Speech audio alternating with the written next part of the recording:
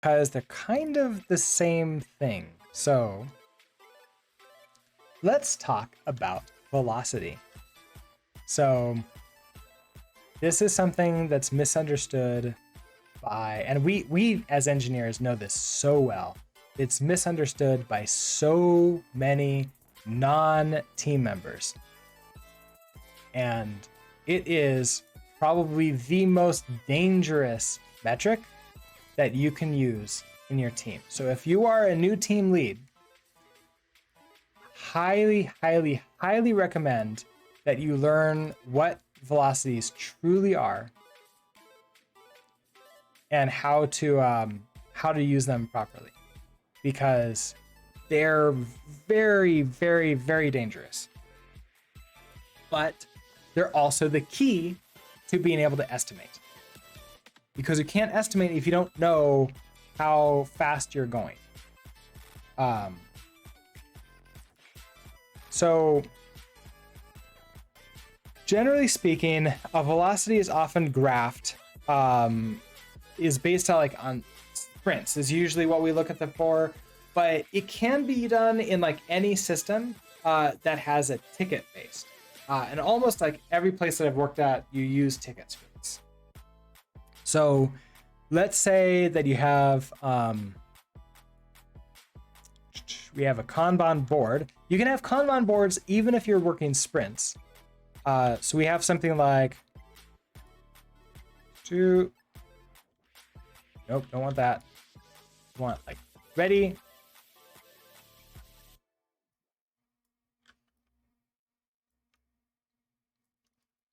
Let's just do a really simple one. Doing, a lot of people have QA.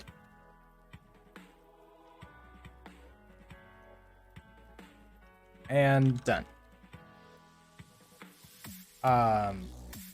Maybe we even have a deploying.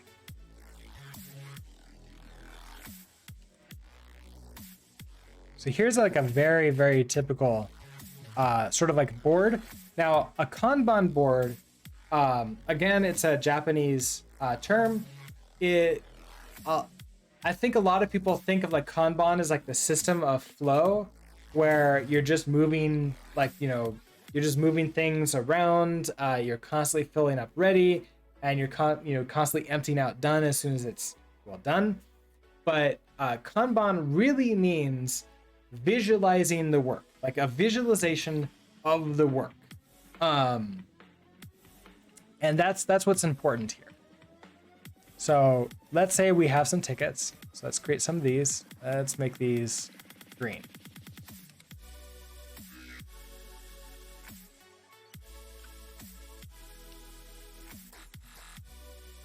And let's say we have a bunch of tickets in the back and ready.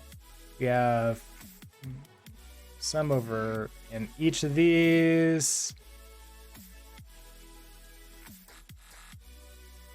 Maybe we have a Kanban board that looks something like this. And maybe we are doing sprints for this. Now, each one of these boxes is going to have a point on it. Now, I know that some teams really like to do the 1 through 8, where it's one per day, 1 point per day. This doesn't work. It's not compatible with my system because there's not enough range of the points. The points don't have enough separation between them, and we need that to get a proper velocity over and we need to separate them from time. Ironically, to estimate, we need to separate points from time. That's the reason why you might hear consultants for Agile state that you should use Fibonacci sequence. I recommend that too. So this might be something like a 3. This might be a 21. Or a, 34, I think. And then a wide variety, sort of all inside. I'd be happy to go into how to start doing points properly. I think that, I think that that we were able to get going pretty easily without too many problems, but it did require a lot of good thought on our end. And then the next thing is when it comes to velocity, you as the team lead. So like I have to do this all the time. It doesn't matter how many times we tell them, it just will constantly come up. Points are not useful outside of the team.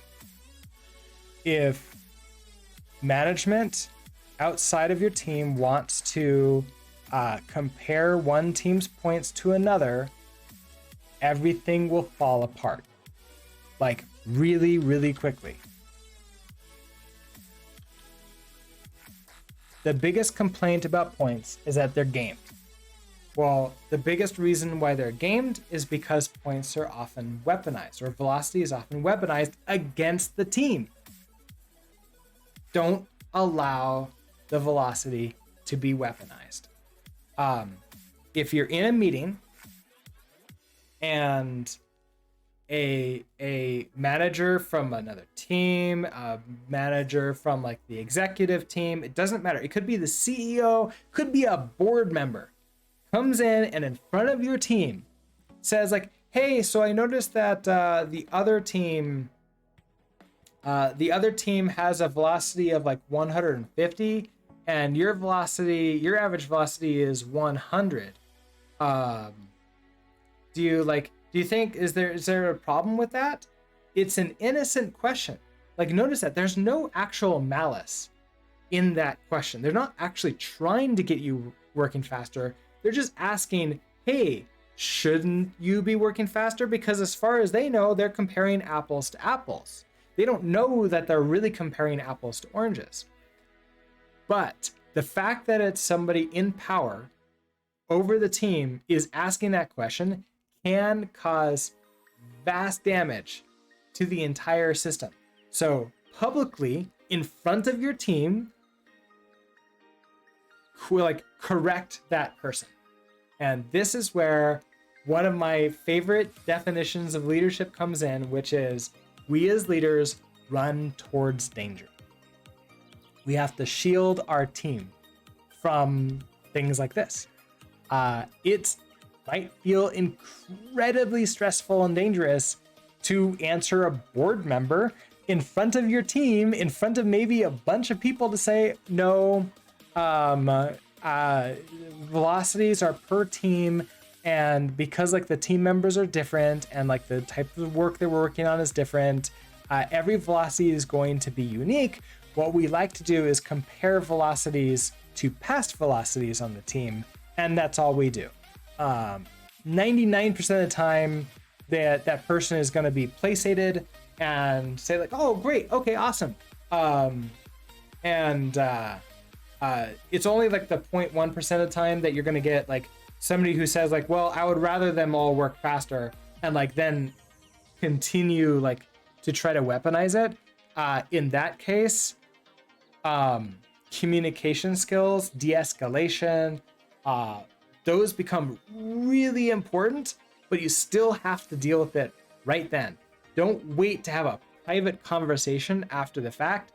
It's not going to work because your team hears it and they don't hear you defending it. They're going to then start assuming that the numbers are going to be weaponized against them. And then it's over. It's all done. So, given that big, huge caveat about velocity, a definition of velocity here. Velocity only counts for finished tickets. So let's say you reach the end of the sprint. Let's say you're like, you reach the end of the sprint and this is all you got done. This looks terrible, right? Like there's so much left on the board, but this is all you got done. you were in the middle of deploying this one. It's not finished. It's not actually deployed out to production yet. Maybe you've got it in like pre-prod. You still got some things waiting for QA to happen. And you didn't even get to this stuff because you needed to deploy it before you can even start working on it. Well, then we're going to take in our calculator. And we're going to add this up. So we have 3 plus 4 plus 8 plus 13. We completed 58 points this sprint. You can't, like, we don't say that we completed X percentage of this ticket, and therefore we can claim, 13 of these points. Nope. Only the tickets that are in the done column have provided any value to the company or the client. Therefore, they're the only ones that get counted towards the velocity. In progress, which is what this entire section is, completely, doesn't mean anything whatsoever. Only deployed in the hands of the clients mean anything. Now, in the hands of clients could be behind a feature flag, and therefore the clients can't actually see it, but it's deployed and out there. That would be considered done. So maybe that actually is done if you had a feature flag system. But I think this is like super important because I do see some teams trying to like claim extra points that artificially increases the number, their velocity, and it makes it look like they can get done more than they can actually get done. And this is like another really important thing, which is not Conway's law. I always forget the name of the law every single time, but it's metrics metrics that become a goal. So metrics as goals cease to have value as metrics. It is Goodhart's law. So Goodhart's law, one of my favorite laws to quote it to people all the time. If you have a goal, then we tend to make that happen. We're on Twitch, so I feel safe to use video games as analogies, metaphors here. Probably more of an analogy. If we have a video game that has a number that's increasing, that's a goal, not a metric. We want to see that number go up. So we do things to make that number go up, even if it's detrimental to what our true goals are.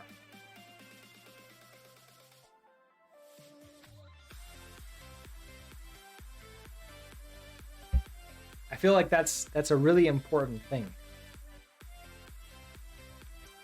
If we have a goal to have our velocity be 100, we will make it 100, regardless if that's whether our velocity truly is 100 or not. Ray Dalio wrote an excellent book called Principles, and while I don't agree with all of his principles, something that he said, I'm going to paraphrase him because I don't have the book in front of me. I don't remember everything. I don't remember this quote exactly, but the general idea is, isn't it better to know what reality is so that you can plan accordingly than just sort of having a feeling and then just just going based upon that feeling? Well, what is our actual velocity so we can plan around that versus, we get done a bunch of tickets per sprint, so let's just put a bunch of tickets in. This is what we want to do versus what we actually can do in reality. This actually surprisingly takes a long time to convince people in an organization that it's beneficial to know what reality is.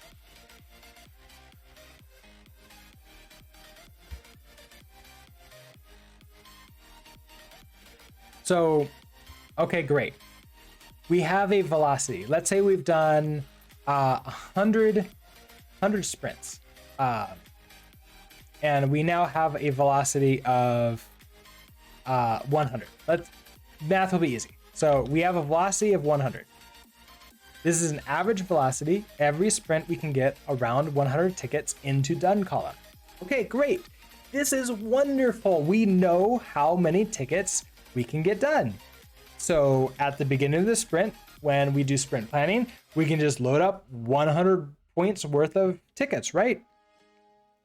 Or better yet, when we are planning, we can just plan out, figure out what the like how many points we think that the project is going to take, and then multiply, divide by 100. That's the number of sprints, right? Well, not exactly. So things are a little bit more complex than just this. This number isn't actually a valuable number on its own. And that's because, this is borrowed from Lean. So this has nothing to do with Agile right now. This is all Lean. So each thing that we do is potentially a completely different type of work.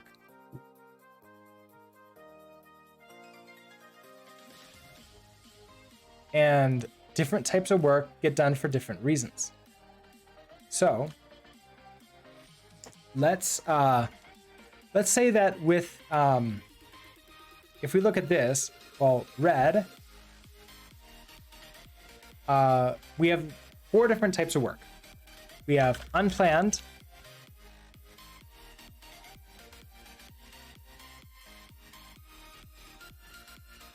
unplanned is never good. Unplanned is almost always a bug. Now, your team might not have planned to do some work, and the company comes in and says, hey, we just came up with a new thing. It's gonna make, the customers are gonna love it. It's gonna make us billions. It's gonna make us $1 billion company. Then they describe to you Uber for pizza or something. You might be rolling your head and go well, this is not planned work. It's not part of planned. That's not unplanned. That's one of the other types of work, which is a business initiative. A business initiative is where your company says, hey, we came up with this new idea. It's going to make us $1 billion, and the customer is going to make our customers make $1 billion.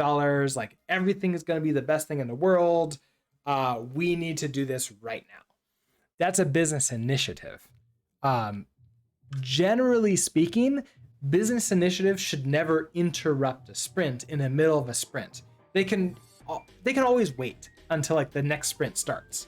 You can start planning them now, but you should probably wait till they start. Unplanned is a bug. Hey, our users can't log in. Login is down. And it's okay, we need to go figure out what's going on. Drop everything we're doing and do this. These stuff interrupt the sprint all the time. Hey, I'm gonna pull this cool ticket in here, and customer success comes in and says, hey, by the way, nobody can log in. And you're oh, okay, well, never mind. Instead of pulling this ticket in, I guess I'm figuring that out. Let's see, what's next? Then we have a third type of work is a change request.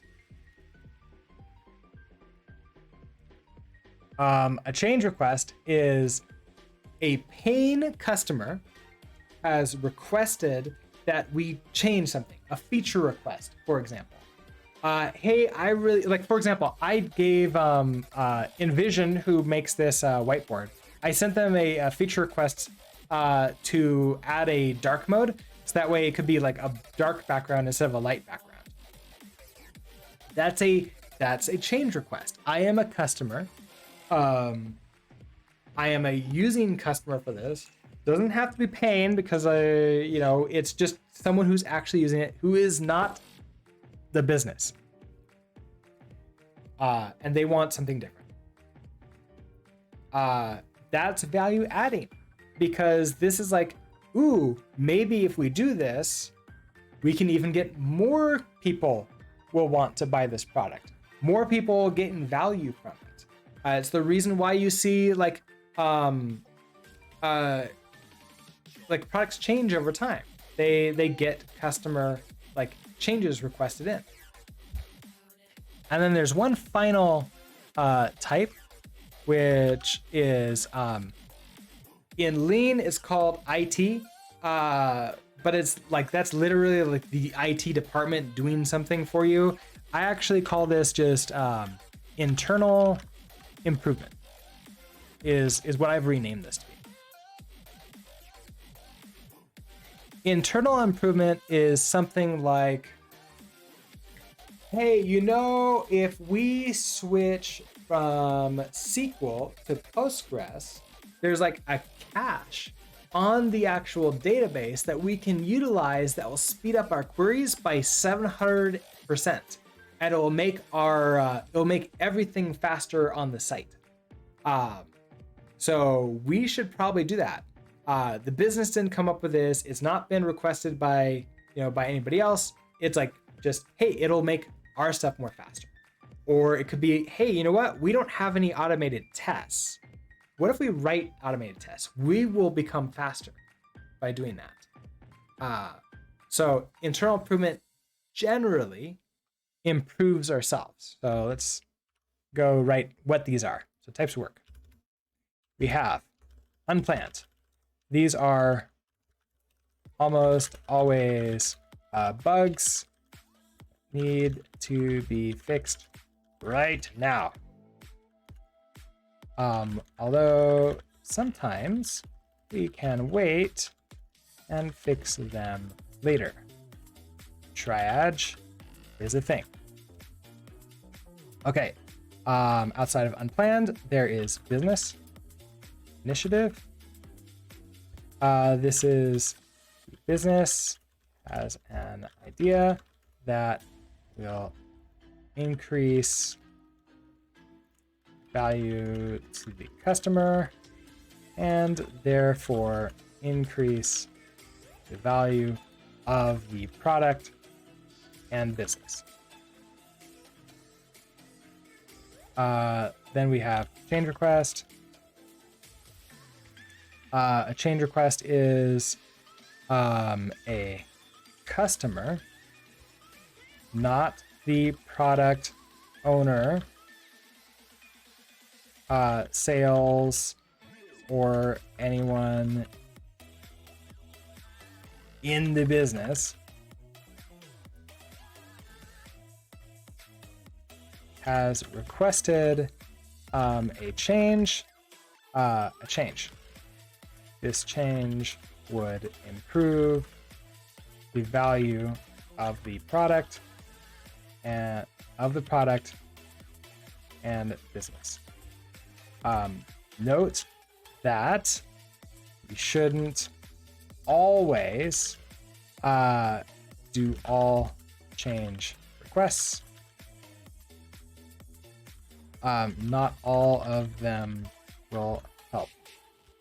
This is something that you see all the time. Just like, hey, I want you to do this. And it's like, you're literally the only one asking for that, and you're using our product in a really weird way, and that's not a direction that we want to go. Like, that's perfectly fine. Perfectly acceptable to not do change requests.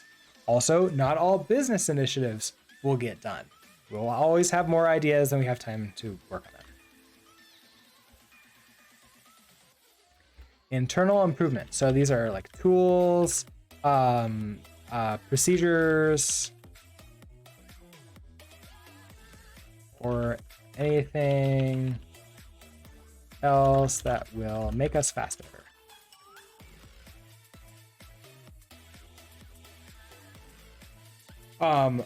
Like faster and for higher quality. So I mentioned like it could be fixing automated tests going too slow, It could be upgrading a database so that the database is like faster. It could be getting everybody to, you know, learn how to use their tools, like sending everybody to training and that kind of stuff. So now if we come back to this, let's say that we have like a little bit of everything, right? So now we could say that unplanned was 34 points. We did a lot of unplanned work. Business initiative, we did 8 points. Change requests. We did no change requests, so 0. And internal improvement, we did 3 points. Well, looking at this, the only value added work was 11 points out of the let's do the rest here. So what's 100 minus 100 minus 34 minus 8 minus 3 55. Okay, so we'll do 55 here. So if we take this, we could then say, okay, 8 plus 55 plus 3 is 66. So value added tickets was 66 points.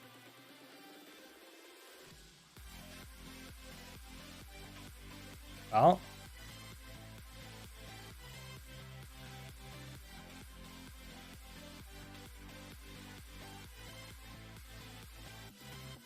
we think that we have a velocity of 100. We actually have a velocity of 66.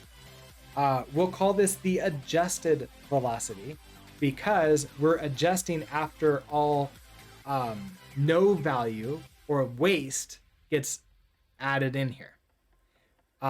So having a good idea of what your waste truly is really important. So you might have heard me in the past say, like, I don't believe that tickets should ever go backwards on a board. Here's the reason why. Because if we say that, let's change this to be,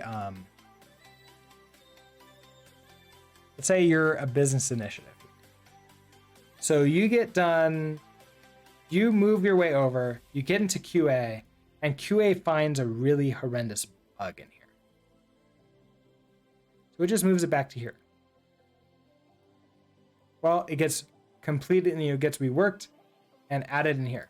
The problem is we're not measuring the fact that it was a 21 before the bug existed, and now there's unplanned waste that is now part of this ticket, but it's hidden and we don't know about this. That's going to cause this number to go down. But we actually still did a lot of work. So in reality, what we should probably do is just say, okay, well, you're done without being deployed, but now we have to create another ticket that's maybe like a 13 to fix the bugs created in this ticket. And then it will go through, and now unplanned went up. It also means that we can do experiments as part of our retros to try to affect unplanned work. In my opinion, increasing the percentage of internal improvement points will therefore cause unplanned to go down, but only if you do it, in the right way. But hopefully you should be able to see these numbers and see them going up and down.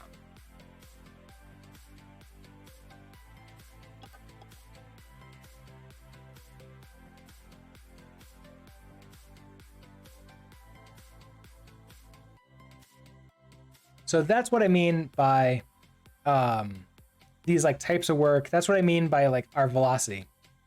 So velocity only counts for finished tickets. And we actually have multiple velocities